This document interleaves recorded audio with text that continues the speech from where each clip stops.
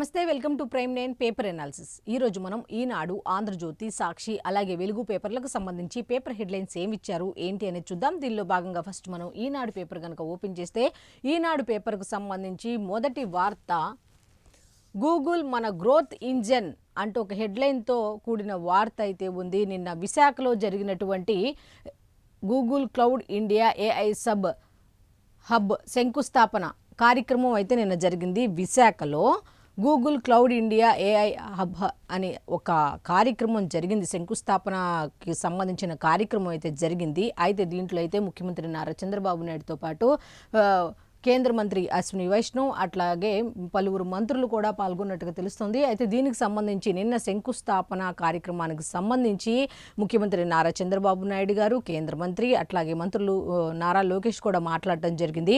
అయితే ఈ వార్తకు సంబంధించిన హెడ్లైన్ ఏమిటి అంటే గూగుల్ మన గ్రోత్ ఇంజన్ అంటూ ఒక హెడ్లైన్ పెట్టారు. అయితే దీనికి సంబంధించి డీటెయిల్స్ కూడా ఇచ్చారు. ఆ డీటెయిల్స్ ఏంటనేది ఒకసారి చూద్దాం.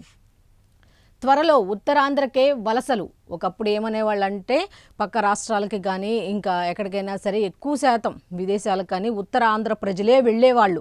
అలాంటిది ఇప్పుడు ఈ గూగుల్ ఇలాంటివి రావటం వల్ల ఉత్తరాంధ్రకే వలసలు వస్తాయి అన్నట్టుగా చెప్పడం జరిగింది. గూగుల్ రాకకు లోకేష్ చొరవ చూపారు అంటూ, ప్రధాని సహకరించారు అంటూ ముఖ్యమంత్రి నారా చంద్రబాబు నాయుడు గారు కూడా చెప్పడం జరిగింది. అయితే గూగుల్ రాకకైతే లోకేష్ తన శక్తి వంచన లేకుండా కృషి చేశారు అన్నట్టుగా ప్రధానమంత్రి నరేంద్ర మోదీ గారి సహాయ సహకారాలకు సంబంధించి మాత్రమే ఈ విధంగా జరిగింది అన్నట్టుగా కూడా ఆయన చెప్పడం జరిగింది. అయితే 2028 సెప్టెంబర్ 28న డేటా సెంటర్ ప్రారంభోత్సవం అయితే ఖచ్చితంగా జరగబోతోంది. నిన్న అయితే శంకుస్థాపన చేశారు. దీనికి సంబంధించి ప్రారంభోత్సవం అయితే సెప్టెంబర్ 28న 2028లో జరుగుతుంది అన్నట్టుగా చెప్పుకుంటూ వచ్చారు. అయితే Google cloud India AI hub శంకుస్థాపన కార్యక్రమంలో పాల్గొన్నటువంటి ముఖ్యమంత్రి నారా చంద్రబాబు నాయుడు గారు అయితే ఈ మాట చెప్పడం జరిగింది. అయితే దీనికి సంబంధించి ఇంకా కంప్లీట్ డీటెయిల్స్ ఉన్నాయి. ఆ డీటెయిల్స్ కూడా ఏంటి అనేది ఒకసారి చూస్తే, టాలెంట్ మైగ్రేషన్ ముగిసింది, డెస్టినేషన్ మొదలైంది అంటూ ఈ విధంగా చెప్పడం జరిగింది. అయితే దీనికి సంబంధించిన డీటెయిల్స్లో ఉత్తరాంధ్ర అంటే గతంలో వలసలు, నిరుద్యోగం, వెనుకబాటు ఉండేవి. ఇప్పుడు ఇక్కడి నుంచి వలసలు కాదు, ఇకపై ఇక్కడికే వలసలు వస్తారు అన్నట్టుగా ముఖ్యమంత్రి నారా చంద్రబాబు నాయుడు గారు చెప్పడం జరిగింది. టాలెంట్ మైగ్రేషన్ ముగిసిపోయింది, ఇక టాలెంట్ డెస్టినేషన్ మొదలైంది అన్నట్టుగా ఆయన చెప్పడం జరిగింది. అయితే విశాఖకు గూగుల్ రాకతో అనుబంధ సంస్థలు ఏర్పడి యువతకు ప్రత్యక్షంగా పరోక్షంగా ఉద్యోగ అవకాశాలు వచ్చే అవకాశం ఉన్నాయి. ఖచ్చితంగా పెద్ద ఎత్తున ఉద్యోగాలు అయితే వస్తాయి అన్నట్టుగా ముఖ్యమంత్రి నారా చంద్రబాబు నాయుడు గారు పాల్గొన్నటువంటి నిన్న గూగుల్కి సంబంధించిన శంకుస్థాపన కార్యక్రమంలో పాల్గొన్నటువంటి ముఖ్యమంత్రి నారా చంద్రబాబు నాయుడు గారు ఈ వ్యాఖ్యలు చేశారు. అయితే విశాఖ జిల్లా భీమిలి నియోజకవర్గం ఆనందపురం మండలం తర్లువాడలో మంగళవారం గూగుల్ క్లౌడ్ ఇండియా ఏఐ హబ్కు కేంద్ర మంత్రి Ashwini Vaishnav, Google global infra cloud ఉపాధ్యక్షులు బికాస్ కొలేతో కలిసి ముఖ్యమంత్రి శంకుస్థాపన చేశారు. అయితే అంతకుముందు చంద్రబాబు గూగుల్ ఎక్స్పీరియన్స్ జోన్ను పరిశీలించారు. ఈ సందర్భంగా ఏర్పాటు చేసినటువంటి సభలో సీఎం మాట్లాడుతూ సాంకేతిక రంగంలో కొత్త శకానికి ఆంధ్రప్రదేశ్ శ్రీకారం చుడుతున్న రోజుగా 2026 ఏప్రిల్ 28 గుర్తుండిపోతుంది. అయితే నిన్న అనేది ఎవరు కూడా మర్చిపోలేని రోజు అన్నట్టుగా ఆయన చెప్పుకుంటూ వచ్చారు. అయితే గూగుల్ రాక విశాఖకే కాదు రాష్ట్రానికే గేమ్ చేంజర్ కాబోతోంది అన్నట్టుగా $15 బిలియన్ పెట్టుబడితో టెక్నాలజీ రంగంలో ఏపీ తలెత్తుకొని నిలుస్తుంది అంటూ కూడా ఆయన చెప్పడం జరిగింది. అయితే ఆసియాలోనే అతిపెద్ద డేటా సెంటర్ ఇది, దేశానికి ఏఐ డేటా గేట్వేగా మారుతుంది అంటూ ఆయన అయితే చెప్పుకుంటూ వచ్చారు. అయితే ఉత్తరాంధ్ర నుంచి ఒకప్పుడు వలసలు వెళ్ళేవారు, అటువంటి గూగుల్ రాకతో ఉత్తరాంధ్రకే వలసలు వచ్చే తట్టుకుంది. స్థానిక యువతకైతే అలాగే చుట్టుపక్కల ఉన్నటువంటి యువతకు కూడా ప్రత్యక్షంగా పరోక్షంగా దీనివల్ల ఉద్యోగాలు వచ్చి పెద్ద ఎత్తున ఉద్యోగాలు వచ్చే అవకాశాలు ఉంటాయి అన్నట్టుగా ఆయన చెప్పడం జరిగింది. అయితే ఇది కేవలం విశాఖకే కాదు రాష్ట్రానికే తలమానికం అన్నట్టుగా కూడా ఆయన చెప్పుకుంటూ వచ్చారు. అయితే దీనికి సంబంధించిన కంప్లీట్ డీటెయిల్స్ అన్ని కూడా పేజ్ నెంబర్ 2లో ఉన్నాయి. నెక్స్ట్ ఇంకొక ఈ వార్తకు సంబంధించి కేంద్ర మంత్రి ఏమన్నారు అనేది ఒకసారి చూద్దాం. అమరావతి నుంచి హైదరాబాద్కు 70 నిమిషాల్లో అన్నట్టుగా హెడ్లైన్తో కూడిన వార్త. ఆయన ఏం చెప్పారు అనే దాని మీద హెడ్లైన్ అయితే ఈ విధంగా ఇచ్చారు. బుల్లెట్ రైలు ప్రాజెక్టుతో త్వరలోనే సాకారం. అయితే బుల్లెట్ రైలు ప్రాజెక్టుతో ఇదంతా కూడా అమరావతి నుంచి హైదరాబాద్కు కేవలం 70 నిమిషాల్లో ఈ బుల్లెట్ ట్రైన్ వల్ల ఈ ప్రాజెక్టుతో అది నిజం కాబోతుంది అన్నట్టుగా ఆయన చెప్పారు. అయితే జూన్ నుంచి దక్షిణ కోస్తా రైల్వే జోన్ కార్యకలాపాలు అయితే కొనసాగుతాయి అన్నట్టుగా చెప్పారు ఆయన. అయితే దీనికి సంబంధించి కేంద్ర మంత్రి అశ్విని వైష్ణవ్ ఈ విధమైనటువంటి వ్యాఖ్యలు చేసి దీని గురించి చెప్పడం జరిగింది. అయితే అమరావతి నుంచి హైదరాబాద్కు 70 నిమిషాల్లోనే చేరుకోవచ్చని రైల్వే శాఖ మంత్రి అశ్విని వైష్ణవ్ తెలిపినట్టుగా తెలుస్తోంది. అయితే త్వరలో వస్తున్న బుల్లెట్ రైలు ప్రాజెక్టుతో ఇది సాకారం అవుతుందన్నారు. అమరావతి నుంచి చెన్నైకి 112 నిమిషాల్లో వెళ్ళొచ్చని చెప్పుకుంటూ వచ్చారు. అలాగే కోల్కతా నుంచి చెన్నై వరకు 2 లైన్లను 4 లైన్లుగా విస్తరించనున్నట్లు కూడా ఆయన చెప్పడం జరిగింది. అయితే కంటైనర్ సరుకు రవాణా రైళ్లతో పాటు మరో 500 రైళ్లతో ఈ ప్రాంతాన్ని అనుసంధానిస్తామన్నారు. విశాఖలోని Google cloud India AI hub శంకుస్థాపనలో మంగళవారం కేంద్ర మంత్రి పాల్గొన్నారు. ఆయన అయితే దీనికి సంబంధించి కూడా మాట్లాడడం జరిగింది. అయితే జూన్ 1న దక్షిణ కోస్తా రైల్వే జోన్ను అధికారికంగా ప్రారంభిస్తాము అంటూ కూడా ఆయన నిన్న వెల్లడించడం జరిగింది.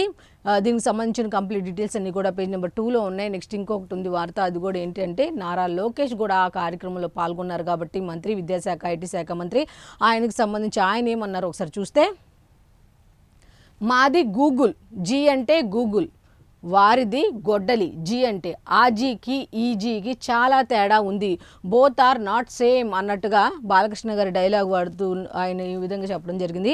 అయితే ఏపీలో డబుల్ ఇంజన్ బుల్లెట్ రైలు ప్రభుత్వం అంటూ ఇక నుంచి గ్లోబల్ ఐటీ మ్యాప్లో విశాఖ అయితే ఖచ్చితంగా కనబడుతుంది అన్నట్టు ఆయన చెప్పడం జరిగింది. అయితే దీనికి సంబంధించి రాష్ట్ర ఐటీ విద్యాశాఖ మంత్రి నారా లోకేష్ నిన్న పాల్గొన్నటువంటి గూగుల్ డేటా హబ్కి సంబంధించిన శంకుస్థాపన కార్యక్రమంలో అయితే ఆ పాల్గొన్నటువంటి కార్యక్రమంలో అయితే ఆయన ఈ విధంగా వ్యాఖ్యలు చేయడం జరిగింది. దీనికి సంబంధించిన కంప్లీట్ డీటెయిల్స్ అన్ని కూడా పేజ్ నెంబర్ 2లో ఉన్నాయి. నెక్స్ట్ ఇంకొక వార్త ఉంది, ఆ వార్త కూడా ఒకసారి మనం చూస్తే,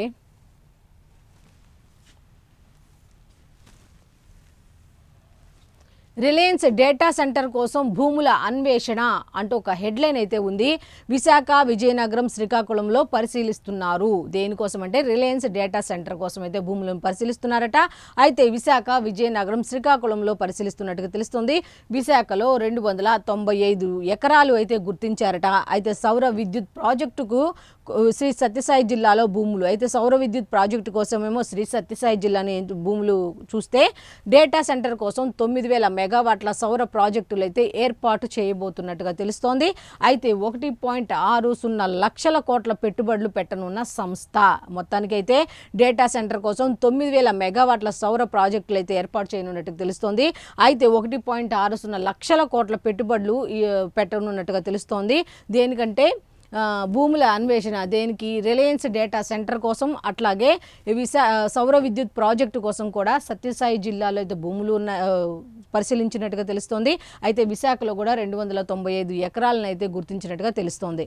అయితే దీనికి సంబంధించిన డీటెయిల్స్ ఒకసారి మనం చూస్తే, దిగ్గజ సంస్థ రిలయన్స్ ఇండస్ట్రీస్ లిమిటెడ్ విశాఖపట్నం పరిసర ప్రాంతాల్లో 1200 మెగావాట్ల ఏఐ ఆధారిత డేటా సెంటర్ను ఏర్పాటు చేయనుంది. అయితే దీనికి సంబంధించి 1.60 లక్షల కోట్ల రూపాయల పెట్టుబడి అయితే పెట్టనున్నట్టుగా తెలుస్తోంది.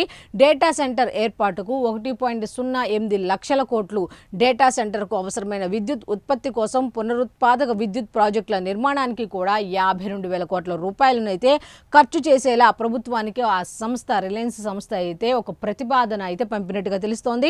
అయితే గత ఏడాది నవంబర్లో విశాఖలో నిర్వహించిన భాగస్వామ్య సదస్సులో డేటా సెంటర్ ఏర్పాటుకు ప్రభుత్వం, రిలయన్స్ మధ్య అవగాహన ఒప్పందం అయితే మొన్న విశాఖలో జరిగింది కదా, ఆ భాగస్వామ్య సదస్సు, ఆ సదస్సులో అయితే ఒప్పందం కుదిరినట్టుగా తెలుస్తోంది. దీనికి అనుగుణంగా భూములు కేటాయించాలని ఇటీవల ప్రభుత్వాన్ని సంస్థ అయితే కోరడం జరిగింది. దీనికి ఈ సంస్థ కోరినట్టుగానే ఈ భూములు కూడా శ్రీకాకుళం, విజయనగరం, విశాఖలో భూములు పరిశీలించినట్టుగా తెలుస్తోంది. అయితే సత్యసాయి జిల్లా కూడా కొన్ని ఎకరాల భూమిని ఉన్నట్టుగా కూడా వాళ్ళు చెప్పడం జరిగింది ప్రభుత్వం. అయితే దీనికి సంబంధించి కంప్లీట్ డీటెయిల్స్ అన్ని కూడా పేజ్ నెంబర్ 2లో ఉన్నాయి. నెక్స్ట్ ఇంకొక వార్త ఉంది, ఆ వార్త కూడా ఏంటనేది ఒకసారి మనం చూద్దాం.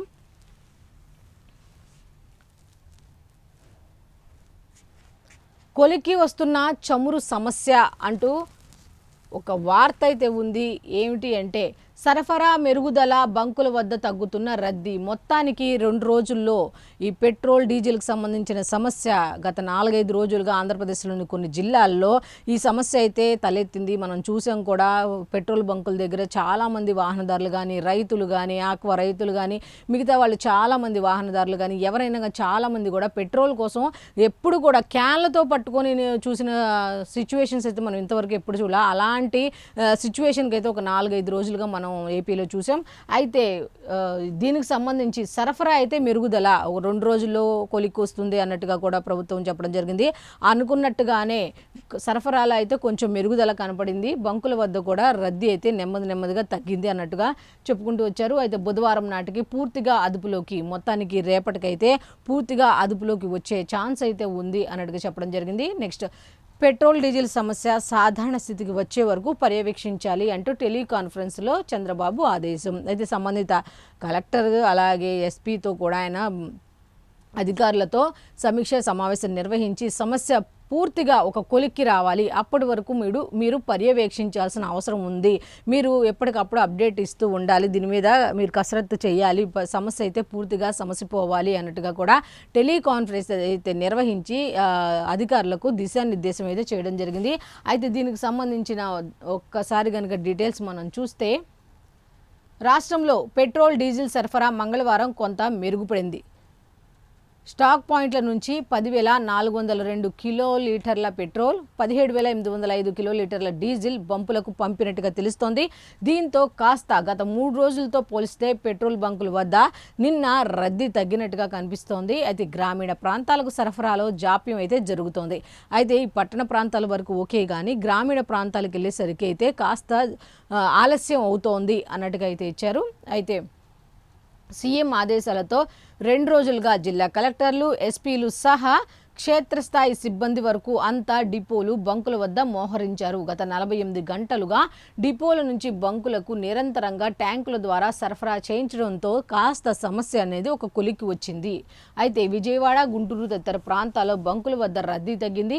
మంగళవారం సాయంత్రం 6 గంటల సమయానికి వినియోగదారులకు 5,373 కిలోలీటర్ల పెట్రోల్, 8,777 కిలోలీటర్ల డీజిల్ అయితే పంపిణీ చేశారు అన్నట్టు తెలుస్తుంది. చమురు సంస్థల నివేదిక ప్రకారం పెట్రోల్ డీజిల్ సరఫరా లేక మంగళవారం మొత్తం 288 బంకులు మూతపడ్డాయి.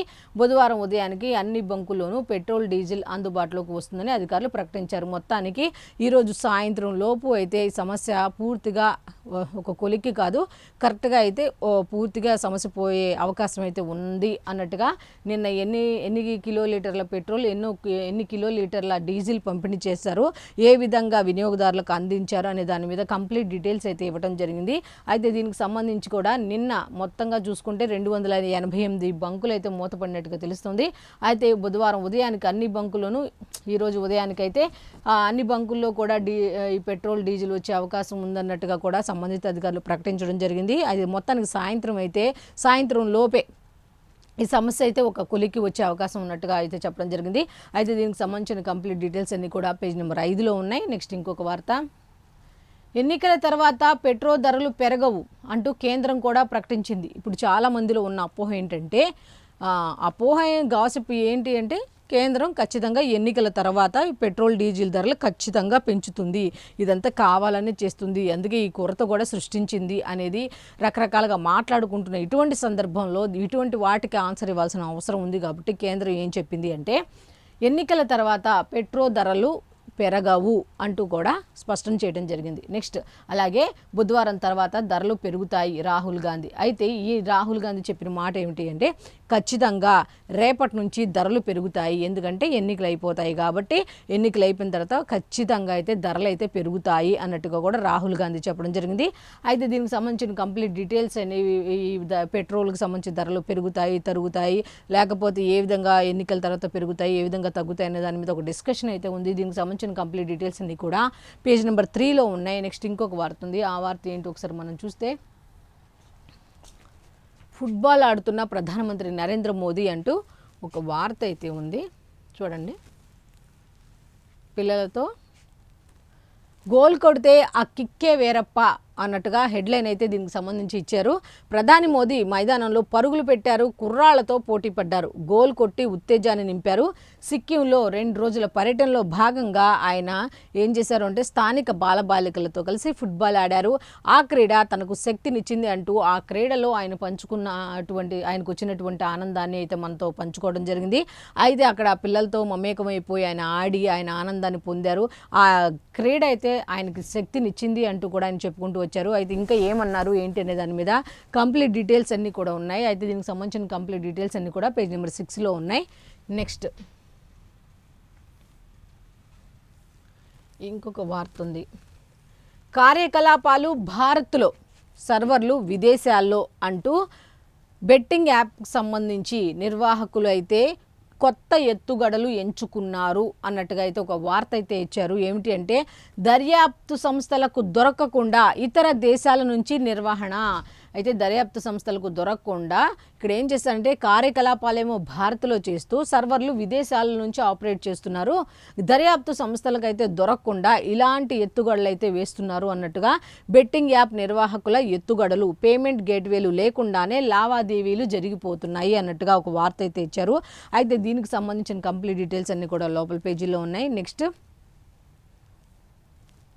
అణుమెలికకు అమెరికా ససేమిరా. మొత్తానికి ఇరాన్ పెట్టినటువంటి అణుమెలికకైతే అమెరికా అయితే ససేమిరా ఒప్పుకునే ప్రసక్తే లేదు అన్నట్టుగా తేల్చి చెప్పేసింది. ఇరాన్ పతనం అంచున ఉందన్న అమెరికా అధ్యక్షుడు ఆ దేశమే తమకు సమాచారం ఇచ్చిందని వెల్లడి. అయితే ఖండించిన టెహ్రాన్. అయితే మళ్ళీ కొత్త విషయాలు ఇప్పుడు చర్చలు అని చెప్తారు. చర్చల దాకా వచ్చిన తర్వాత ఇక ఏదో ఒకటి ఆజ్యం పోసి ఏదో ఒకటి వెలిగించాలి కాబట్టి ఆ ఉద్దేశంతో ఈయన ఒక మాట అన్నారు. ఇరాన్ పతనం అంచున ఉందన్న అమెరికా అధ్యక్షులు ట్రంప్ అలాగా ఆ దేశమే తమకు సమాచారం ఇచ్చింది అన్నట్టుగా ఒక అగ్గిని అయితే రగిల్చారు. అయితే దాన్ని అయితే టెహ్రాన్ అయితే ఖండించినట్టుగా తెలుస్తోంది. అయితే దీనికి సంబంధించిన డీటెయిల్స్ ఏంటి అనేది ఒకసారి మనం చూస్తే దిగ్బంధనాన్ని తొలగించి అణు కార్యక్రమంపై చర్చలను వాయిదా వేస్తే హర్మూజును తెరిచి యుద్ధానికి ముగింపు పలుకుతామంటూ ఇరాన్ చేసిన ప్రతిపాదనకు అమెరికా ససేమిరా అంటుంది. అయితే నిన్న 2 రకాల షరతులు అయితే ఇరాన్ పెట్టింది. అందులో రెండో షరతే ఇదనమాట. దిగ్బంధనాన్ని తొలగించి అణు కార్యక్రమంపై చర్చలను కూడా వాయిదా వేయాలి అన్నట్టుగా రెండవది అయితే షరతు పెట్టింది. అయితే అలా అయితేనే హర్మూజును తెరిచి యుద్ధాన్ని ఆపడానికి మాత్రం మేము ముగింపు పలుకుతామంటూ ఇరాన్ చేసిన ప్రతిపాదనకు అయితే అమెరికా అసలు ఒప్పుకునే ప్రసక్తే లేదు అన్నట్టుగా చెప్తోంది. అయితే అణ్వస్త్ర తయారీ ప్రణాళికలను టెహ్రాన్ పూర్తిగా వదులుకోవాల్సిందేనని డిమాండ్ చేస్తుంది. అయితే ఈ అణ్వస్త్ర తయారీకి సంబంధించి ప్రణాళికలు ఏమైతే ఉందో వాటిని ఖచ్చితంగా వదిలేయాలని అమెరికా డిమాండ్ చేస్తుంది. ఈ నేపథ్యంలో ఇరాన్ పరిస్థితిపై అమెరికా అధ్యక్షులు ట్రంప్ కీలక వ్యాఖ్యలు చేశారట. ఆ దేశం పతనం అంచున ఉందన్నారు. ఈ మేరకు టెహ్రాన్ తమకి సమాచారం ఇచ్చిందని తెలిపారు. మేము హర్మూజును వీలైనంత త్వరగా తెరవాలని ఇరాన్ కోరుకుంటుంది. అది ఇప్పుడు తమ నాయకత్వ పరిస్థితిని నిర్దేశిస్తుంది అన్నట్టుగా కూడా చెప్పడం జరిగింది. మొత్తానికి అయితే అణుమెలికకి అమెరికా ఒప్పుకునే ప్రసక్తి లేదని తేల్చి చెప్పేసింది. అయితే దీనికి సంబంధించిన కంప్లీట్ డీటెయిల్స్ అన్నీ కూడా పేజ్ నెంబర్ 3లో ఉన్నాయి. నెక్స్ట్ ఇంకొక వార్త ఉంది. అయితే 10th క్లాస్ రిజల్ట్స్ 10వ తరగతి పరీక్షల ఫలితాలు వెల్లడి రేపు అంటూ ఏపీ 10వ తరగతి పబ్లిక్ పరీక్షల ఫలితాలను గురువారం విడుదల చేయనున్నారు. విద్యా ఐటీ శాఖ మంత్రి నారా లోకేష్ అయితే ఈ ఫలితాలను విడుదల చేయనున్నట్టుగా తెలుస్తోంది. ఫలితాల విడుదలకు సంబంధించిన ప్రాసెస్ను ప్రభుత్వ పరీక్షల విభాగం ఇప్పటికే కంప్లీట్ చేసిందట. అయితే ఈ ఏడాది సుమారు 6.30 లక్షల మంది పబ్లిక్ పరీక్షలు రాశారట. ఫలితాలను వెబ్సైట్ అయితే ఇచ్చారు. దానికి సంబంధించి ఈ పేపర్కి సంబంధించి ఈనాడుకు సంబంధించిన దాంట్లో చెక్ చేసుకోవచ్చు అన్నట్టుగా. లేదంటే మన మిత్ర వాట్సాప్ నంబర్ 955223000009 ద్వారాను పొందవచ్చు అంటూ కూడా రిజల్ట్స్కి సంబంధించిన ఫైండ్ అవుట్ చేసుకోవాలంటే అంటే ఎన్ని వచ్చాయి ఏంటి అని మార్కులు చూసుకోవాలంటే పర్సంటేజ్ ఎంత వచ్చింది అని చూసుకోవాలంటే ఒక వెబ్సైట్ ఇచ్చారు. లేదంటే మన మిత్ర వాట్సాప్ నెంబర్ కూడా ఇచ్చారు. అయితే మొత్తానికైతే రేపైతే 10th క్లాస్ రిజల్ట్స్ అయితే రానున్నట్టుగా తెలుస్తోంది. దీనికి సంబంధించిన డీటెయిల్స్ లోపల పేజీల్లోనే. నెక్స్ట్ ఇంకొక వార్త ఉంది. ఆ వార్త కూడా ఏంటో చూద్దాం. నేడే ఆఖరి ఘట్టం అంటూ 2వ విడత పోలింగ్కు సిద్ధమైన పశ్చిమ బెంగాల్. మొన్న మొదటి విడత జరిగింది. రికార్డు స్థాయిలో అయితే పోలింగ్ జరిగింది. అయితే ఈరోజు 2వ విడత అయితే పోలింగ్ అయితే జరుగుతుంది. అయితే పశ్చిమ బెంగాల్ అయితే 2వ విడత పోలింగ్కి సంబంధించి అన్ని ఏర్పాట్లు చేసినట్టుగా తెలుస్తోంది. అయితే నేడే ఆఖరి ఘట్టం అంటూ అయితే హెడ్లైన్ అయితే ఇచ్చారు. అయితే దీనికి సంబంధించి లోపల పేజీలో కంప్లీట్ డీటెయిల్స్ ఉన్నాయి. నెక్స్ట్ ఒపెక్ నుంచి యూఏఈ నిష్క్రమణ మే 1 నుంచి అయితే అమల్లోకి వస్తుంది అంటూ ఒక హెడ్లైన్తో కూడా ఒక వార్త అయితే ఉంది. దీనికి సంబంధించిన డీటెయిల్స్ లోపల ఉన్నాయి. నెక్స్ట్ ఇంకొక వార్త, ఊపిరి ఉక్కిరి బిక్కిరి అంటూ ప్రభుత్వ ఆసుపత్రుల్లో ఉక్కపోతతో రోగుల వెతలు, సరిపడా ఫ్యాన్లు ఏసీలు లేక ఉన్నవి పనిచేయక అవస్థలు అంటూ ఈ గవర్నమెంట్ హాస్పిటల్కి సంబంధించి ఈ ఫ్యాన్లు సరిగ్గా పనిచేయట్ల, వేసవి కాలం కాబట్టి చాలా ఇబ్బందిగా ఉంటుంది. మిగతా రోజుల్లోనే ఇబ్బంది పడాల్సిందే, కాకపోతే వేసవి అనేసరికి అసలు ఫ్యాన్ విలువ కానీ కరెంటు విలువ కానీ తెలిసి వచ్చే పరిస్థితి ఏంటంటే వేసవి కాలంలోనే మనందరికీ తెలిసిందే. అయితే ఇప్పుడు ఉష్ణోగ్రతలు కూడా తీవ్ర స్థాయిలో నమోదవుతున్నాయి, హయ్యెస్ట్ అధిక ఉష్ణోగ్రతలు నమోదవుతున్నాయి. మరి ఇటువంటి సమయంలో ప్రభుత్వ ఆసుపత్రుల్లో ఇలాంటి మౌలిక సదుపాయాలు చూసుకోవాల్సిన బాధ్యత అయితే ప్రభుత్వంపై ఖచ్చితంగా ఉంటుంది. ఎందుకంటే అక్కడ రోగులు ఉంటారు కాబట్టి వాళ్ళకి కనీస అవసరాలు ఉంటాయి కాబట్టి వాటిని చూసుకోవాల్సిన బాధ్యత అయితే ఉంది. ఎందుకంటే సమ్మర్ కాబట్టి ఇబ్బందులు పడకుండా చూసుకోవాల్సిన అవసరం ఎంతైనా ఉంది. అయితే దీనికి సంబంధించి రోగులైతే ఈ గవర్నమెంట్ హాస్పిటల్స్లో ఇబ్బంది పడుతున్నట్టుగా తెలుస్తోంది. అయితే ఇళ్ల నుంచే ఫ్యాన్లు తెచ్చుకుంటున్నారట. ఇదిగోండి వాళ్ళు కొంతమంది అయితే విసురుకర్రలతో విసురుకుంటూ, కొంతమంది అయితే ఇళ్ల నుంచే ఫ్యాన్లు తెచ్చుకుంటున్నటువంటి దృశ్యాలు అయితే ఇదిగోండి ఇక్కడ వీళ్ళు ఫ్యాన్ తీసుకెళ్తూ ఒకళ్ళైతే ఈ విసురుకర్రతో విసురుకుంటూ ఒకళ్ళు ఎంత ఇబ్బంది పడుతున్నారు, కనీసం ఇటువంటి సమస్యలు కూడా చూసుకోవాల్సిన అవసరం ఉంది కదా అనే దాని మీద అయితే ఒక వార్త అయితే ఇచ్చారు. దీనికి సంబంధించిన కంప్లీట్ డీటెయిల్స్ అయితే లోపల పేజీలో ఉన్నాయి. నెక్స్ట్ ఇంకొక వార్త ఉంది, ఆ వార్త కూడా ఏంటి చూద్దాం. ఈనాడుకు సంబంధించి గ్రామాల్లో స్వచ్ఛతకు గ్రీన్ షాపులు, స్వచ్ఛ రథాలు అయిపోయినాయి, తర్వాత గ్రీన్ షాపులు. అంటే ఒక పని చేయాలి అనుకున్న వ్యక్తి ఒక వ్యర్థాన్ని సైతం దాన్ని మనీ కింద, డబ్బులు కింద ఎలా మార్చుకోవచ్చు అన్న ఆలోచన. అంటే ఎంత దూరదృష్టి ఉంటే, ఒక సబ్జెక్ట్ మీద ఎంత దూరదృష్టి ఉంటే ఇటువంటి కార్యక్రమాలు చేస్తారు అని చెప్పటానికి ఇదే ఉదాహరణ. గ్రామాల్లో స్వచ్ఛతకు గ్రీన్ షాపులు అట. ఇంతవరకు మన పుస్తకాల షాపులు, పెన్నుల షాపులే చూసాం, కానీ చెత్త ఇచ్చి చెత్త ద్వారా కొన్ని రకాల వస్తువులు వస్తాయంటే వాటికి షాపులు కూడా అంట. నిజంగా ఒక వినూత్న కార్యక్రమం కింద అయితే దీన్ని మనం అనుకోవచ్చు. పాడైన ప్లాస్టిక్, అల్యూమినియం, ఐరన్ తదితర వస్తువులను కొనుగోలు చేసి దానికి సంబంధించి నిత్యావసరాల పంపిణీ నిజంగా ఎక్సలెంట్ అని మనం చెప్పుకోవచ్చు. తిరుపతి, కృష్ణా జిల్లాలో ప్రయోగాత్మకంగా దీన్ని అయితే అమలు చేస్తున్నారట. స్వచ్ఛ రథాలు తిరగని ప్రాంతాల్లో దశల వారీగా షాపులు అయితే ప్రారంభం. అయితే స్వచ్ఛ రథాలు అన్నారు కదా, సేమ్ ఈ స్వచ్ఛ రథాలు ఏమిటంటే ఇలాగే పనికిరాని వస్తువులు అవి ఉంటాయి కదా, అవి తీసుకొని వాళ్ళకి ఏది అవసరమో అవి నిత్యావసరాల రూపంలో ఇచ్చేవాళ్ళు. అయితే ఈ స్వచ్ఛ రథాలు తిరిగినటువంటి ప్రాంతంలో ఈ స్వచ్ఛ షాపులు అయితే గ్రామాల్లో ఏర్పాటు చేస్తున్నారట, గ్రీన్ షాపులు అనే పేరుతో. అయితే దీనికి సంబంధించిన కంప్లీట్ డీటెయిల్స్ అన్నీ కూడా పేజ్ నెంబర్ 3లో ఉన్నాయి. ఫస్ట్ అయితే తిరుపతి, కృష్ణా జిల్లాలో ప్రయోగాత్మకంగా అమలు చేస్తున్నట్టుగా తెలుస్తుంది. అయితే ఈనాడుగు పేపర్కి సంబంధించి కంప్లీట్ డీటెయిల్స్ ఈ విధంగా ఉన్నాయి. ఇక సాక్షి పేపర్కి వెళ్ళిపోదాం. సాక్షి పేపర్లో చూసేసరికి పంజాబ్ ఓడిపోయింది అంటూ శ్రేయస్ జట్టుకు తొలి ఓటమి, 6 వికెట్లతో నెగ్గిన రాజస్థాన్ అంటూ ఐపీఎల్కి సంబంధించిన డీటెయిల్స్ అయితే ఉన్నాయి. దీనికి సంబంధించిన కంప్లీట్ డీటెయిల్స్ పేజ్ నెంబర్ 13లో ఉన్నాయి. నెక్స్ట్ నిఫ్టీ 24,000 దిగువకు అన్నట్టుగా చమురు ధర సెగ, సెన్సెక్స్ 417 పాయింట్ల నష్టంతో కాస్త నిన్నే గత 3 రోజుల నుంచి నష్టాలను చవిచూసినటువంటి స్టాక్ మార్కెట్లు కాస్త మొన్న బాగున్నాయని నిన్న ఉదయం చదివాము. సో నిన్నంతా కూడా మళ్ళీ నష్టాల బాటలో పయనించినట్టుగా తెలుస్తోంది. అయితే దీనికి సంబంధించిన కారణం ఏంటంటే చమురు ధరల సెగ అయితే పడింది, ఎఫెక్ట్ అయితే తగిలింది అన్నట్టుగా.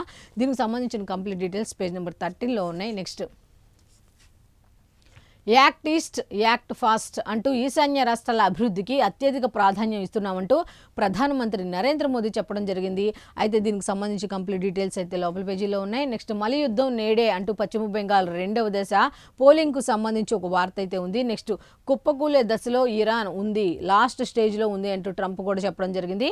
అయితే భారత్ చేతికి S-400 అంటూ అత్యంత శక్తివంత గగనతల రక్షణ వ్యవస్థ S-400కు సంబంధించిన మరో యూనిట్ మేలో రష్యా నుంచి భారత్కి అయితే చేరనుందట. S-400 అనే అత్యంత శక్తివంత గగనతల రక్షణ సంస్థ అయితే రష్యా నుంచి భారత్కు చేరనుంది అన్నట్టుగా ఒక వార్త అయితే ఉంది.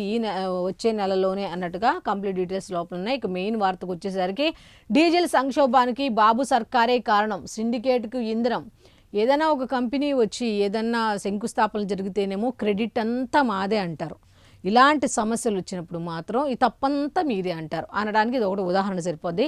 సిండికేట్కు డీజిల్ సంక్షోభానికి బాబు సర్కారే కారణం, ఈ సిండికేట్కు ఇంధనం అంటూ రిటైల్ బంకుల నుంచి కాంట్రాక్టర్లకు దొడ్డిదారిన డీజిల్ వెళ్ళిందట. అటు డీపీటీతో లబ్ధి, ఇటు డీజిల్లోనూ లూటీనే అంటూ ఇంకా ఈ విధంగా కథనాలకు సంబంధించిన కంప్లీట్ డీటెయిల్స్ అయితే ఇవ్వడం జరిగింది. పెట్రోల్ బంకుల్లో రిటైల్గా కొంటే లీటర్ డీజిల్ ధర 98 రూపాయలు మాత్రమే. కానీ లీటర్కు 55 రూపాయలు చొప్పున కాంట్రాక్టర్లకు భారీగా ప్రయోజనం చేకూర్చుతూ చంద్రబాబు సర్కారు ఎత్తుగడ వేసింది అన్నట్టుగా దీనికి సంబంధించి డీటెయిల్స్ ఇవ్వడం జరిగింది. చంద్రబాబు సర్కారు తీరును తీవ్రంగా తప్పుబడుతూ ఆ ఉత్తర్వులను ఉపసంహరించుకోవాలంటూ తాజాగా లేఖ రాసిన కేంద్ర ప్రభుత్వం అయితే లేఖ రాసిందట. అయితే కాంట్రాక్టర్లకు ప్రయోజనం చేకూర్చేందుకు రైతుల నుంచి ఉద్యోగుల దాకా అన్ని వర్గాలను చంద్రబాబు సర్కారు తీవ్ర ఇబ్బందులకు గురిచేయడంపై సర్వత్రా అయితే ఆగ్రహం వ్యక్తం అవుతోంది అన్నట్టుగా ఇచ్చారు. అయితే దీనికి సంబంధించిన కంప్లీట్ డీటెయిల్స్ లోపల పేజీల్లో ఉన్నాయి. నెక్స్ట్ ఇంకొక వార్త, మళ్ళీ ఫస్ట్ వస్తోంది, ముందు నెల జీతాలే ఇవ్వలేదు అంటూ కాంట్రాక్టు ప్రభుత్వ ఉద్యోగులకు ఇప్పటికే అందని మార్చి నెల జీతాలు మళ్ళీ ఈ నెల కూడా అయిపోతుంది, రెండో నెల కూడా అయిపోతుంది అన్నట్టుగా మొత్తం 177 ప్రభుత్వ విభాగాల్లో 50,000 మందికి పైగా కాంట్రాక్టు ఉద్యోగులకు జీతాలు అందలేదంటున్న ఉద్యోగ సంఘాల నేతలు అంటూ ఇలా వాళ్ళు ధర్నా చేస్తున్నటువంటి వివరాలు అయితే ఇవ్వడం జరిగింది. అయితే మరో 2 రోజుల్లో మే 1 వస్తున్న సెర్ప్ ఉద్యోగులకు అందని జీతాలు, విద్యాశాఖలో కాంట్రాక్టు లెక్చరర్లకు కూడా జీతాలు లేవు అనే దాని మీద కంప్లీట్ డీటెయిల్స్ పేజ్ నెంబర్ 14లో ఉన్నాయి. నెక్స్ట్, చరమగీతమే లక్ష్యంగా గీతం యూనివర్సిటీ, చరమగీతమే లక్ష్యంగా ఏయు ఖజానాకు బాబు చిల్లు. అయితే గీతం యూనివర్సిటీకి సంబంధించి అంటే చరమగీతం మీన్స్ గీతం యూనివర్సిటీ లాభం కోసం అయితే ఏయు ఖజానాకు బాబు చంద్రబాబు నాయుడు అయితే చిల్లు పెట్టారు అనే హెడ్లైన్తో కూడిన వార్త అయితే ఇచ్చారు. 300 కోట్లు లాగేసుకున్న ప్రభుత్వం అంటూ ఒక వార్త అయితే ఇచ్చారు. కంప్లీట్ డీటెయిల్స్ లోపల ఉన్నాయి. నెక్స్ట్, భూములు ఇచ్చిన ఊరినే బంధించి అంటూ డేటా సెంటర్ శంకుస్థాపన పూర్తయ్యే వరకు పోలీసుల గుప్పిట్లోనే తరలువాడ. భూములు ఇచ్చిన వాళ్ళకి ఇబ్బంది కలిగిస్తున్నారంట. మరి ఆయన పర్యటన చేసినప్పుడు మాత్రం ఎక్కడికక్కడ దిగ్బంధించవచ్చు, నార్మల్ పర్యటనలకు మాత్రం చుట్టూరు గ్రీన్ మ్యాట్లు వేసేసి మనిషి కార్లలో సింగిల్గా వెళ్తారు, ట్రాఫిక్ అంతా ఆపేస్తారు. అప్పుడు గతంలో మరి అప్పుడుతో పోలిస్తే మరి ఇప్పుడు ఎవరికైనా రూల్స్ లాగే ఉంటాయి కదా. కానీ వీళ్ళు ఎలా ఇచ్చారంటే భూములు ఇచ్చిన ఊరినే బంధించి, ఇది మరి దారుణం అనమాట, బంధించేశారంట. అయితే డేటా సెంటర్ శంకుస్థాపన పూర్తయ్యే వరకు పోలీసుల గుప్పిట్లోనే తరలువాడ.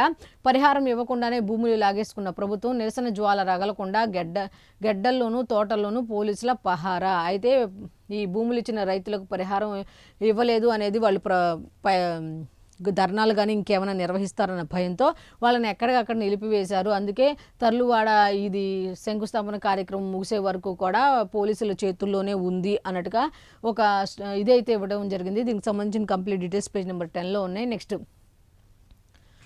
అదానీ గూగుల్ డేటా సెంటర్కు శంకుస్థాపన అంటూ నిన్న శంకుస్థాపన కార్యక్రమం జరిగింది. దానికి సంబంధించి హాజరైన సీఎం చంద్రబాబు, కేంద్ర మంత్రి అశ్విని వైష్ణవ్ అంటూ నిన్న విశాఖలో జరిగినటువంటి కార్యక్రమానికి సంబంధించిన కంప్లీట్ డీటెయిల్స్ ఇవ్వడం జరిగింది. పేజ్ నెంబర్ 10లో ఉన్నాయి. నెక్స్ట్, అలా అంటే ట్రంప్ ఏమైనా శాంతి చర్చలు జరపాల్సిన వ్యక్తినా అంటూ. నెక్స్ట్, విలేకరి దారుణ హత్య అంటూ పట్టపగలు ఓ విలేకరిని దుండగులు హత్య చేసిన ఘటన చిత్తూరు జిల్లాలో జరిగింది. వీకోటకు చెందిన రిపోర్టర్ జగన్ వాకింగ్ చేస్తుండగా దుండగులు నిన్న ఉదయం ఈ టైంకి జరిగినట్టుగా ఉంది. అది దీనికి సంబంధించిన కంప్లీట్ డీటెయిల్స్ లోపల ఉన్నాయి. నెక్స్ట్, కక్షగట్టి కారుతో ఢీ కొట్టి అంటూ ఒక వార్త అయితే ఉంది. నెక్స్ట్, చంద్రబాబు రాక అప్పన్న భక్తులకు అవస్థలు అంటూ. నెక్స్ట్, 6,124 మంది సచివాలయ ఉద్యోగులకు డిప్యూటేషన్ అనే వార్తలు అయితే సాక్షికి సంబంధించి ఉన్నాయి. ఇక ఆంధ్రజ్యోతికి వెళ్ళిపోదాం. ఆంధ్రజ్యోతికి వెళ్ళేసరికి ఫస్ట్ వార్త వచ్చేసరికి ఇన్స్టా రీల్స్తో H1Bకి ఎసరు. అయితే ఇన్స్టా రీల్స్తో అయితే మొత్తానికి అయితే H1Bకి ఎసరట. యూట్యూబ్, ఫేస్బుక్ పోస్టులతోనూ ఇబ్బందులు, దాంట్లో చేసినటువంటి రీల్స్ ఆధారంగా పోస్టుల వల్ల కూడా ఇబ్బందులట. వ్యక్తిగత అభిరుచిని అనధికారిక ఉపాధిగా భావించే ముప్పు అయితే ఉంది అన్నట్టుగా తెలుస్తోంది. దరఖాస్తుదారుల ఆన్లైన్ ప్రవర్తనపై కాన్సులేట్ల నిఘా అయితే పెట్టారు. దరఖాస్తుదారులు ఎవరైతే ఉంటారో వాళ్ళ అకౌంట్స్ కూడా వాళ్ళ మనోభావాలు ఎలా ఉంటాయని రీల్స్లో ఉంటాయి కదా, అవన్నీ చూసి కూడా దాన్ని కూడా లెక్కలు పరిగణనలోకి తీసుకునేలాగా కాన్సులేట్లు నిఘా పెట్టారు అన్నట్టుగా తెలుస్తుంది. వీసా స్టాంపింగ్ అభ్యర్థనలు పొడిగింపు తిరస్కరణలకైతే ఛాన్స్ ఉంది అన్నట్టుగా తెలుస్తుంది. మొత్తానికి అమెరికా ఇమిగ్రేషన్ లాయర్లు అయితే దీనికి సంబంధించి హెచ్చరికలు జారీ చేసినట్టుగా తెలుస్తుంది. కంప్లీట్ డీటెయిల్స్ లోపల ఉన్నాయి. నెక్స్ట్, నిన్న వైజాగ్లో జరిగినటువంటి కార్యక్రమానికి సంబంధించి డేటా కేర్ ఆఫ్ వైజాగ్ అంటూ ఒక హెడ్లైన్తో కూడిన వార్త అయితే ఉంది. గూగుల్ డేటా సెంటర్కు శంకుస్థాపన జరిగింది. మరో భారీ డేటా సెంటర్కు రిలయన్స్ రెడీ కాబోతోంది అన్నట్టుగా వార్త అయితే ఉంది. అయితే మన గడపలోకి గూగుల్ అమ్మ అనే చక్కగా భలే ఉంది హెడ్లైన్. దానికి సంబంధించిన వార్తలు కంప్లీట్గా లోపల పేజీల్లో ఉన్నాయి. నెక్స్ట్, ఇంకొక వార్త ఉంది, ఆ వార్త కూడా ఒకసారి మనం చూద్దాం. అమరావతి టు హైదరాబాద్ 70 నిమిషాల్లోనే వెళ్లేలాగా ట్రైన్లు, రాజధాని నుండి చెన్నైకి 120 నిమిషాలు వేగంగా ట్రాక్ పైకి వచ్చేస్తున్న అమరావతి అంటూ 2 బుల్లెట్ ట్రైన్లు ఏపీకి వస్తున్నాయి అంటూ నిన్న విశాఖ నుంచి 3 సబ్సీ కేబుల్స్ గూగుల్ సెంటర్ శంకుస్థాపనలో రైల్వే మంత్రి అశ్విని వైష్ణవ్ అయితే వెల్లడించడం జరిగింది. నెక్స్ట్ ఇంకొక వార్త ఉంది. జీ అంటే గూగుల్, వారికి మాత్రం గొడ్డలి, బోత్ ఆర్ నాట్ సేమ్ అంటూ నిన్న ఆ కార్యక్రమంలో పాల్గొన్న నారా లోకేష్ చెప్పడం జరిగింది మంత్రి. నెక్స్ట్ బెంగాల్లో నేడే తుదిపోరు అంటూ ఒక వార్త అయితే ఉంది. అయితే మమతా మోదీల వ్యక్తిగత పోటీగా మారిన వైనం అయితే ఇది రాష్ట్ర ఎన్నికల్లో లేవు, వ్యక్తిగత ఎన్నికల్లా మారిపోయాయి. తృణమూల కంచుకోట్లను బద్దలు కొట్టాలని బీజేపీ ప్రయత్నం, నన్నెవరు టచ్ చేయలేరా అన్నట్టుగా మమతా బెనర్జీ చెప్పడం జరిగింది. కీలకంగా కోల్కతా మహానగరం అయితే ప్రభావం చూపన ఉన్న సర్ ప్రభావం ఏ విధంగా చూపబోతోంది అనే దాని మీద అయితే ఉత్కంఠ అయితే ఉంది. అయితే మొత్తానికి అయితే 2వ దశ పోలింగ్ అయితే ఈరోజు జరగనున్నట్టుగా తెలుస్తోంది. అయితే కంప్లీట్ డీటెయిల్స్ 15లోనే. నెక్స్ట్ నేడు టీడీపీ నూతన కార్యవర్గ ప్రమాణ స్వీకారం జరగబోతోంది.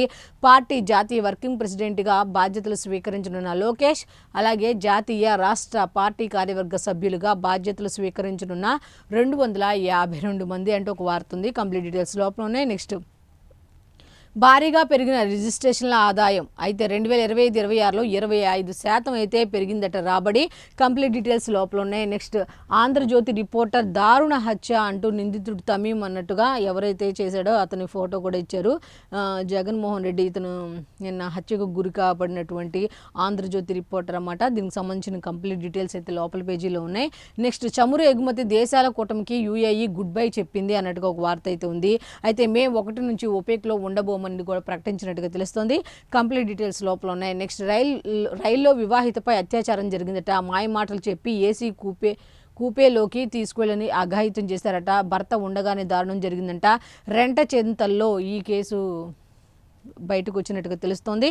అయితే కంప్లీట్ డీటెయిల్స్ పేజ్ నెంబర్ 9లో ఉన్నాయి. నెక్స్ట్ చంద్రబాబు ఫోటోల మార్ఫింగ్ కేసులో పూడి శ్రీహరికి చుక్కెదురైందట. ముందస్తు బెయిల్ ఇచ్చేందుకు సుప్రీంకోర్టు నిరాకరణ, మధ్యంతర ఉపశమనానికి కూడా నో చెప్పింది అన్నట్టుగా ఉంది. కంప్లీట్ డీటెయిల్స్ లోపల ఉన్నాయి. నెక్స్ట్ హెల్త్ వర్సిటీలో శంకర్ దాదాలు ఉన్నారు అన్నట్టుగా మెడికల్ పరీక్షల్లో మాల్ ప్రాక్టీస్ అంటూ దొరికిపోయిన 20 మంది విద్యార్థులు అన్నట్టు ఒక వార్త అయితే ఉంది. కంప్లీట్ డీటెయిల్స్ లోపల ఉన్నాయి. నెక్స్ట్ షరతు పట్టాభూములకు విముక్తి అంటూ 15 జిల్లాల్లో 3012 ఎకరాల ఫ్రీ హోల్డ్కు అయితే అనుమతి ఇచ్చినట్టుగా తెలుస్తోంది. కంప్లీట్ డీటెయిల్స్ లోపల ఉన్నాయి. ఆంధ్రజ్యోతికి సంబంధించి ఇంధన సరఫరా మెరుగుపడింది, గత 4-5 రోజులతో పోలిస్తే నిన్న కాస్త మెరుగుపడింది అన్నట్టుగా ఒక వార్త అయితే ఇచ్చారు. నెక్స్ట్ మనవి వద్దు తెలంగాణవి ముద్దు అన్నట్టుగా చేనేత కొనుగోళ్లలో సంక్షేమ అధికారులు కక్కుర్తి పడ్డారు, కమిషన్ల కోసం కక్కుర్తి పడ్డారు. మన చేనేతకు సంబంధించి ఉన్నాయి కదా, ఆప్కోకు ఇవ్వాలన్న ఉత్తర్వును పక్కన పెట్టేసి తెలంగాణకు సంబంధించిన టెస్కో దగ్గర నుంచి వాళ్ళు ఈ సంక్షేమ హాస్టల్కి సంబంధించి టవల్స్ కానీ దుప్పట్లు కానీ ఉంటాయి కదా, ఇవన్నీ కూడా అక్కడ నుంచి తీసుకున్నారు అన్నట్టుగా ఒక కథనం అయితే ఇచ్చారు. దీనికి సంబంధించిన కంప్లీట్ డీటెయిల్స్ లోపల ఉన్నాయి. అయితే ఇప్పుడు వెలుగు పేపర్కి వెళ్ళిపోదాం. వెలుగు పేపర్లో ఫుట్బాల్ ఆడిన మోదీ అంటూ సిక్కింలో 2 రోజుల పర్యటనలో భాగంగా విద్యార్థులతో కలిసి ఆయన ఫుట్బాల్ ఆడారు అన్నట్టుగా ఉంది. అయితే కంప్లీట్ డీటెయిల్స్ లోపల ఉన్నాయి. నెక్స్ట్ వెదర్కి సంబంధించి రాష్ట్రంలో అత్యధిక ఉష్ణోగ్రతలు నమోదైన 5 ప్రాంతాలట. ఒకటి ఏమిటి అంటే నిర్మల్ జిల్లా, నిజామాబాద్ జిల్లా, ఆదిలాబాద్ జిల్లా, కామారెడ్డి జిల్లా, సిద్దిపేట జిల్లా, ఇలా ఈ 5 జిల్లాల్లో హైయెస్ట్ ఏంటి అంటే నిర్మల్ జిల్లాలో 46 డిగ్రీల సెల్సియస్ ఉష్ణోగ్రత నమోదైంది అన్నట్టుగా ఉంది. అయితే హీట్ కోర్ జోన్లో ఉత్తర తెలంగాణ జిల్లాలు, నార్త్ నుంచి వేడిగాలుల వల్ల టెంపరేచర్లు పైకి అంటూ మొత్తానికి ఎండల తీవ్రత అయితే బాగా పెరుగుతోంది. కాబట్టి జనాలు అత్యవసరం అయితే తప్ప బయటికి రావద్దు, అప్రమత్తంగా ఉండాలి, తగిన జాగ్రత్తలు తీసుకొని బయటికి రావాలి. ఎంతో అత్యవసరం అయితేనే మధ్యాహ్నం పూట బయటకు రండి, ఉదయం పూట సాయంత్రం పూట మాత్రమే మీ పనులు కేటాయించండి, మధ్యాహ్నం పూట మాత్రం ఎట్టి పరిస్థితుల్లో బయటకు రాకండి అంటూ కూడా వాతావరణ శాఖ అధికారులు అయితే హెచ్చరికలు జారీ చేస్తున్న పరిస్థితి. ఇన్ కేస్ అలా వచ్చినప్పుడు కూడా ఏమేం కావాలి ఏంటి అనేది ఒకసారి సరి చేసుకోండి. వాటర్ కానీ ఇంకేమైనా కావాలో స్కార్ఫ్ కానీ కట్టుకోండి, ఎండకి ఎటువంటి ఇబ్బంది లేకుండా అంటూ కూడా చెప్పడం జరిగింది. అయితే దీనికి సంబంధించిన కంప్లీట్ డీటెయిల్స్ లోపల ఉన్నాయి. నెక్స్ట్ ఇంకొక వార్త ఉంది. ఛాన్స్ ఇస్తే మరో 10 ఏండ్లు దోచుకునేటోళ్ళు అంటూ వాళ్ళ అధికారాన్ని ఓ రైతు బిడ్డ గుంజుకుపోయిందని ఏడుస్తున్నారు అంటూ సీఎం రేవంత్ అయితే చెప్పడం జరిగింది. కేసీఆర్కి సంబంధించి, బీఆర్ఎస్కి సంబంధించి. అయితే కొత్త పోలీస్ బాస్ సివి ఆనంద్ అంటూ ఉత్తర్వులు జారీ చేసిన సీఎస్ మొదటిసారి పూర్తిస్థాయి డీజీపీగా అయితే నియమించబడ్డారట. ఈ నెల 30న శివధర్ రెడ్డి పదవీ విరమణ నేపథ్యంలో సిపి ఆనంద్ అయితే డీజీపీగా రాబోతున్నారు అన్నట్టు తెలుస్తోంది. కంప్లీట్ డీటెయిల్స్ లోపల ఉన్నాయి. నెక్స్ట్ ఒక్కో నోటిఫికేషన్లో 1-2 రకాల పోస్టులే అంటూ కొలువుల భర్తీలో టీజీపీఎస్సీ స్ట్రాటజీ అంటూ సిద్ధమవుతున్న వివిధ విభాగాల 20 నోటిఫికేషన్లు అంటూ వార్త అయితే ఉంది. పెట్రోల్ డీజిల్ కొరత అయితే లేదు అంటూ 70 నుంచి 80 రోజులకు సరిపడా స్టాక్ ఉంది అంటూ స్టీఫెన్ రవీంద్ర చెప్పడం జరిగింది. అయితే పుకార్లను నమ్మవద్దంటూ కూడా ఆయన హెచ్చరించడం జరిగింది. అయితే దీనికి సంబంధించి civil supplies commissioner Stephen Ravindra అయితే కంప్లీట్గా పెట్రోల్కి సంబంధించి డీజిల్కి సంబంధించి ఎటువంటి కొరత లేదు అంటే ఆయన చెప్పడం జరిగింది. నెక్స్ట్ ఓపెక్ కూటమికి యూఏఈ గుడ్ బై చెప్పింది. మే 1 నుంచి వైదొలుగుతున్నట్లు కూడా ప్రకటించినట్టుగా తెలుస్తోంది. కంప్లీట్ డీటెయిల్స్ ఉన్నాయి. అసలు దీని గురించి మనం మాట్లాడుకుందాం. అన్నీ అయిపోయింది. ఇవాళనే బెంగాల్లో తుది దశ పోలింగ్ అంటూ ఒక వార్త అయితే ఉంది. నెక్స్ట్ ఇవాళ మధ్యాహ్నం 10th రిజల్ట్స్ అయితే తెలంగాణకు సంబంధించి ఈరోజు మధ్యాహ్నం అయితే 10th క్లాస్ 10వ తరగతి రిజల్ట్స్ వస్తాయి అన్నట్టు తెలుస్తుంది. వాట్సాప్లోనూ తెలుసుకునే అవకాశం ఉందట. కంప్లీట్ డీటెయిల్స్ లోపల ఉన్నాయి. నెక్స్ట్ జనగణన అడ్డంకి టీచర్ల బదిలీలు ఇప్పట్లో లేనట్టే అంటూ జనగణన అయితే అడ్డంకిగా మారింది. ఇప్పట్లో అయితే టీచర్ల బదిలీలు లేనట్టే.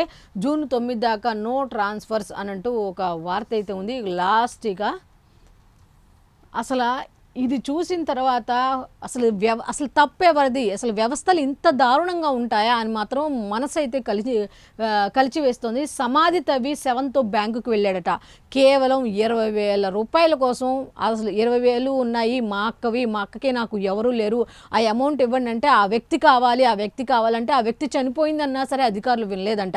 ఇంకేం చేస్తాడు? 20,000 అంటే కొంతమందికి 20,000 కోసం ఇంత చేస్తారా అని కొంతమంది మాట్లాడితే 20,000 అంటే ఒక నిరుపేద 20,000 అంటే అది ఎన్ని కోట్లతో సమానంగా ఉంటుంది అనేది ఒకసారి ఆలోచించండి.